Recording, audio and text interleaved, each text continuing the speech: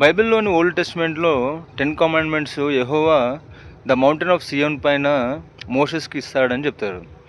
ఆ 10 కమాండ్‌మెంట్స్‌ని 2 రాతి పలకల పైన దేవుడు తన స్వహస్తాలతో చెక్కి మోసెస్‌కి అందజేశాడని చెప్తారు.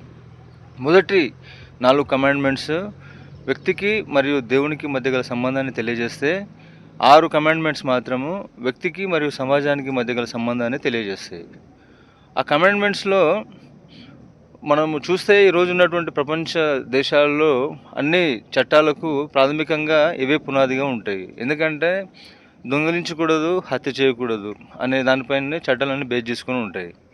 సో ఆ కమాండ్మెంట్స్ ఏందనేది చెప్పి చూస్తే నేనే దేవుడనైన యెహోవాను, నీకు వేరే దైవాలు ఉండకూడదు, విగ్రహాలను చేసుకోకూడదు, వ్యర్థంగా దేవుని నామాన్ని పలకకూడదు, విశ్రాంతి దినాన్ని పాటించాలి.